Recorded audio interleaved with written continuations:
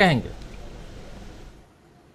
राजीव जी, supreme court का फैसला तो स्वागत योग्य है ईडी के मामले पे।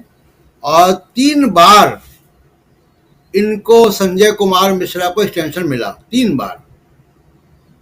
और वो उनको 2023 के अक्टूबर तक का एक्सटेंशन था उनके ऊपर। और उनकी जिम्मेदारी थी, हम सब जानते हैं जिम्मेदारी उनकी क्या थी। बीजेपी की सरकारें बनाने की जिम्मेदारी थी उनके पास। विपक्षी नेताओं के यहाँ ईडी का सम्मन भेजने की जिम्मेदारी थी। बहुत विश्वास पात्र थे मोदी साहब के ये, और इसलिए इनको बार बार एक्सटेंशन मिल रहा था। इनकी तो रिटायरमेंट के बाद इनकी भी जांच होनी चाहिए, पहली बात। दूसरी बात कि अगर सुप्रीम कोर्ट ने कहा कि इलीगल था एक्सटेंशन, तो आज से ही क्यों नहीं खत्म कर दिया उनका कार्यकाल। कोई गैर कानूनी काम है तो गैर कानूनी की कोई पोस्ट डेटेड चेक नहीं होता गैर कानूनी काम का, कि 30 तारीख को भुनाएंगे वो। तो अगले वो करीब 20 दिन वो रहेंगे, 19 दिन।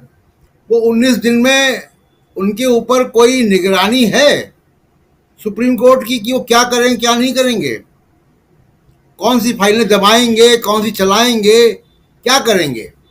ईडी का डायरेक्टर बहुत ताकतवर चीज होता है। हम देख रहे हैं पिछले 2-3-4 साल से कि ईडी का डायरेक्टर कितना ताकतवर होता है, कि वो देश की राजनीति की दिशा बदल सकता है, सरकारें गिरा सकता है, चुनी हुई सरकारें गिरा सकता है। अब दूसरी बात यह कि राजीव जी, पूरी सरकार एक्सटेंशन पर है। सीबीआई डायरेक्टर भी नए सीबीआई डायरेक्टर बनने से पहले एक्सटेंशन पे थे।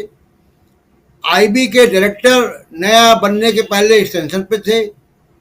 रॉ के डायरेक्टर नया बनने के पहले सामंत साहब को भी एक्सटेंशन मिले 2 बार। और अब आगे देखिए, फिनांस सेक्रेटरी, होम सेक्रेटरी, जितने भी हैं, आप देखिए कि जितने भी हैं वो सब एक्सटेंशन पे। कैबिनेट सेक्रेटरी राजीव गौबा 2019 से कैबिनेट सेक्रेटरी हैं, और ये अगस्त 2023 तक एक्सटेंशन पर हैं। गृह सचिव अजय भल्ला अक्टूबर 2024 तक एक्सटेंशन पर हैं। डिफेंस सेक्रेटरी गिरधर अरमने अक्टूबर 2024 तक एक्सटेंशन पर हैं। विदेश सचिव विनय क्वात्रा अप्रैल 2024 तक एक्सटेंशन पर हैं। तो यानी आपके जो प्रमुख ब्यूरोक्रेट है, सरकार पूरी एक्सटेंशन पर है। 2-2, 3-3 एक्सटेंशन मिल रहे हैं। आईबी, रॉ, सीबीआई, ईडी, गृह सचिव, defence secretary, home secretary, cabinet secretary. बचा क्या? अगर आपको नया टैलेंट ही नहीं मिल रहा है इतने बड़े ब्यूरोक्रेसी में, तो आप सरकार क्या चला रहे हैं? और आप देखिए कितने जो अच्छे ब्यूरोक्रेट हैं वो ज्वाइंट सेक्रेटरी से, अंडर सेक्रेटरी से रिटायर हो जाते हैं, क्योंकि 2019 से एक्सटेंशन पे कैबिनेट सेक्रेटरी साहब। कितने डिजर्विंग ऑफिसर रिटायर हो गए होंगे, कम से कम 5-6। तो ये बहुत ही खराब संदेश जा रहा है। ये ब्यूरोक्रेसी जिसको कहते हैं स्टील फ्रेम ऑफ इंडिया, ये जंग लगा हुआ स्टील फ्रेम है, और इनकी आवाज भी नहीं निकल रही है कि अपने आपके अगर हक मारे जा रहे हैं, आपको प्रमोशन नहीं मिल रहा है। दिल्ली पुलिस का कमिश्नर देखिए आप। दिल्ली पुलिस का कमिश्नर एजीएमयूटी कैडर से चुना जाता था हमेशा। एक अपवाद को छोड़ के अजय मिश्रा बन गए थे। अजय शर्मा या मिश्रा, मुझे नाम याद नहीं आ रहा, यूपी कैडर के थे। उसके बाद जी, अजय शर्मा जी, अजय शर्मा जी।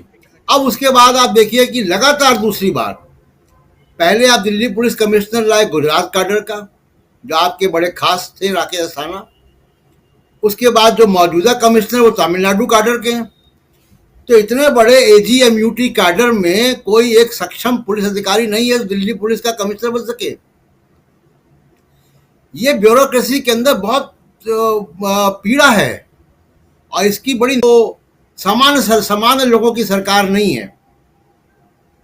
वो करियर बर्बाद कर देंगे, रिटायरमेंट बर्बाद कर देंगे, वो जेलों में डाल देंगे, फर्जी केसेस डाल देंगे। इसलिए लोग शांत हैं। लेकिन ब्यूरोक्रेसी अगर शांत अगर है तो ब्यूरोक्रेसी गलतियां भी कराती। दूसरा एक झटका जो अ, धीरे का झटका है लेकिन जोर से महसूस हो रहा है, जिसकी चर्चा आपने नहीं की और कल मैंने की थी चर्चा। अमेरिका की बाइडेन एडमिनिस्ट्रेशन की ह्यूमन राइट और डेमोक्रेसी मिनिस्टर भारत में है। आज उन्होंने विदेश सचिव से बात की है और आज उन्होंने दिल्ली में कुछ सिविल सोसाइटी और ह्यूमन राइट वर्कर्स से लंबी बात हुई है। ढाका जाने से पहले उनकी ये 2 बातचीतें हो गई हैं। तो एक ये भी झटका है जो लग रहा है, जिसके बारे में कल मैंने चर्चा की थी कि बाइडेन एडमिनिस्ट्रेशन ने मोदी साहब की स्टेट विजिट के बाद जिस अधिकारी को या मंत्री को भारत भेजने का तय किया, वो डेमोक्रेसी और ह्यूमन राइट के मामले में तय किया। वो उन्होंने commerce, business, defence, strategy in सब मामलों में नहीं भेजा। तो ये भी एक झटका है। और बाकी ब्रजभूषण शरण सिंह, दिल्ली पुलिस ने चार्जशीट कर दी, बड़ा एहसान किया, लेकिन वो आज़ाद क्यों है? इतने गंभीर आरोप अगर चार्जशीट में लगाए हैं और दिल्ली पुलिस ये कह रही है कि इनको जेल में होना चाहिए, तो वो जेल में क्यों नहीं है?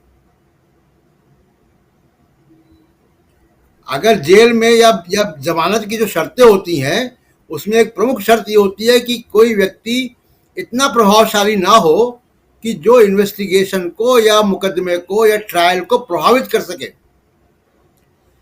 कोई मुझे बता दे, दर्शकों में जो हमारे विद्वान लोग बैठे हैं, कि क्या ब्रजभूषण शरण सिंह की ये हैसियत नहीं है कि वो केस को पकड़ेगा, वो गवाहों को डरा सकता है, धमका सकता है?